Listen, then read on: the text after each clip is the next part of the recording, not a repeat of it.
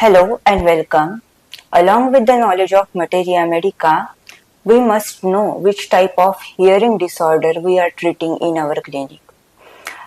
Types of hearing disorders, their causes, and site where the problem lies exactly in the ear, whether it is in the external ear, in the middle ear, in the inner ear, or it is related to the auditory nerve or central nervous system, and its relation to the upper respiratory tract infection. All these observations and information guide us for the selection of proper remedy. There are three main types of hearing disorders commonly seen in clinical practice. First is conductive hearing loss, second is sensorineural hearing loss, and third is mixed type, means conductive plus sensorineural. The conductive hearing loss is related to the external ear and middle ear, and sensorineural hearing loss is related to the inner ear, related to the auditory nerve and central nervous system. In my clinical practice, I have found chenopodium is a very good remedy for sensorineural hearing loss. Means the hearing disorders related to the inner ear, related to the auditory nerve and central nervous system. The inner ear transmits the sound waves into the electric signals, converts the sound waves into the electric signals for hearing, and detect the head position for balancing. The vestibulocochlear nerve, which is the eighth cranial nerve, it consists of two parts. First is cochlear part, means cochlear nerve, or it is also called auditory nerves. It transmits the sound information from inner ear to the brain. And vestibular nerve, it transmits the equilibrium information from inner ear to the brain. And any dysfunction in the inner ear or any dysfunction of vestibulocochlear nerve leads to auditory vertigo or tinnitus, that is Meniere's disease, and sensorineural hearing loss. If you open Borix Materia Medica, in chenopodium, in the first paragraph, it is written there, affection of auditory nerve.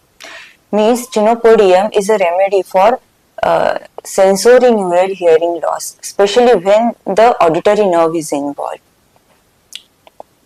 And the peculiar symptom of chenopodium is hearing better for high-pitched sound, comparative deafness to the sound of voice but great sensitiveness to the sound as of a passing vehicle, and also a shrinking from low tones.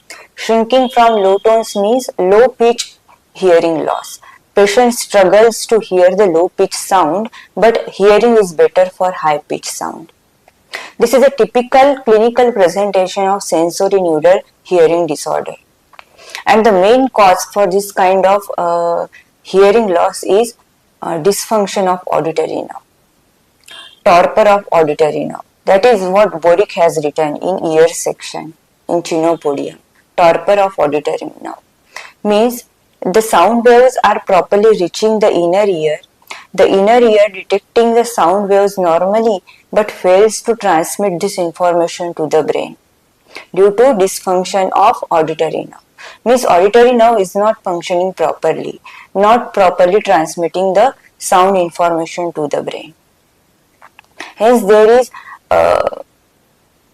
better hearing for high pitch sound, and patient struggles to hear the low pitch sound. The main cause for torpor of auditory nerves are, main causes are, first is atrophy of auditory nerve due to poor blood supply, or auditory neuropathy spectrum disorder due to neuropathy of auditory nerve, and any trauma or damage to the auditory nerve. These are the causes for the torpor of auditory nerve or dysfunction of auditory nerve. In this kind of clinical conditions, we can think of chenopodium for hearing loss. You will not find such a kind of symptom in conductive hearing loss. There is no high pitch or low pitch sensitivity in conductive hearing loss. Instead, you will find a muffled sound in conductive hearing loss. The conductive hearing loss occurs when sound waves are blocked from reaching the inner ear due to any issue in the middle ear or in the external ear. Hence, there is a muffled hearing, muffled sound. Muffled means dull sound, a sound such as heard through a wall.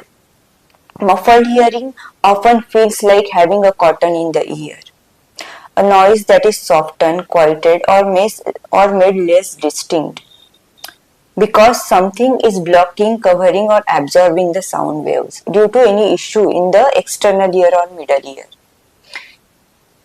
Conductive hearing loss is not related to inner ear or not related to the auditory nerve. The main causes of conducting hearing loss is related to the external ear and middle ear, such as earwax buildup in the middle ear, or catarrhal condition of eustachian tube, infection of middle ear, such as acute or chronic otitis media, or any kind of fluid buildup in the middle ear, or foreign body impaction in the external ear, in the middle ear, or deficient bone conduction due to rheumatism, structural damage such as perforation of eardrum. These are the causes for conductive hearing loss. Conductive hearing loss is easily treatable and curable as compared to sensorineural hearing disorders. And you will find conductive hearing loss is sometimes associated with catarrhal condition of nose, throat, or tonsillitis, sinusitis, means upper respiratory tract infection. And when you find conductive hearing loss is present with catarrhal condition of middle ear, catarrhal condition of nose and throat, kali muriaticum should be the choice of remedy, and petroleum. And when you find the hearing loss is due to inner ear, especially due to the affection of auditory nerve, the choice of remedy should be chenopodium. You can differentiate chenopodium with salicylicum acidum and natrum salicylicum when the ear disorder or hearing disorder is related to inner ear. And when the hearing loss is due to rheumatism, when there is a rheumatic deafness, the choice of remedy should be viscum album or causticum. This is how we have to understand in clinical practice and relate with materia medica. The common name of chenopodium is worm seed. The oil of chenopodium has been given for the expulsion of worms like hookworms, roundworms. It has anti-parasitic effect. Hence, it is called anthelminticum. It has been given as a vermifuge for the expulsion of worms. And when given as a vermifuge, it frequently produces progressive and long-lasting deafness. This is the toxicological effect of chenopodium. It is given in Murphy's Nature. Toxic effect of oil of chenopodium. And several cases of poisoning have been reported in which all the symptoms of stroke and consequent right-sided paralysis with aphasia were reported. Means when the oil of chenopodium was given in toxic doses, it produces the effect of stroke, symptoms of stroke like right-sided paralysis, aphasia, cerebral deafness. Aphasia means when the patient feels difficulty in communication, cannot express himself in words, in speech, as a consequence of stroke with right-sided paralysis. And cerebral deafness. Cerebral deafness means hearing disorder due to damage to the auditory cortex of the brain as a consequence of stroke. Despite the normal function of ear, patient cannot hear properly due to damage to the auditory cortex. And hearing deafness, the deafness is specifically for human voices. Hearing is better for high pitch, loud sound, distant sound, but cannot hear the human voices clearly. There is a low frequency hearing loss. It is very peculiar in chenopodium. In such cases, we can think of chenopodium as a remedy. And any kind of tinnitus or dizziness or oral vertigo as a consequence of stroke. Any kind of sound in the ear with right-sided headache.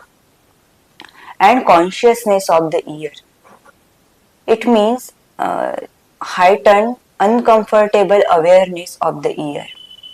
One of my patient was experiencing a sensation of blood is flowing through the vein in both of his ear. Means he could actually sense the activities going inside the ear. That kind of increased consciousness or awareness is there, aliveness is there, and he felt better with chenopodium. Then in another case, I have been treating one patient for nervous disorders like headache, migraine, nervous exhaustion. And constitutionally, I was giving him caliphosphoricum in a very high potency like 1 m and 10 m. And I could not repeat it frequently. And during treatment, he developed hearing disorder. He became very much sensitive to the sound, loud sound, high-pitched sound, like sound of loudspeaker, crackers, drums, horns. He could not tolerate such a high-pitched loud sound. There is a kind of increased nerve sensitivity to the high-pitched loud sound. So I managed his hearing disorder with chenopodium as an intercurrent remedy, and he felt better with chenopodium. Significant relief in his symptoms. So we can think of chenopodium in ear disorders when the ear disorders are related to the central nervous system or simultaneously present with the headache, migraine or nervous exhaustion or any kind of neuropathy, especially the auditory nerve is involved. Chenopodium is a very good remedy for inner ear disorders like any kind of bloody or serous effusion in the labyrinth or infection of labyrinth. And ear disorders related to central nervous system, sensory neural hearing disorders. These are the clinical conditions where we can think of chenopodium.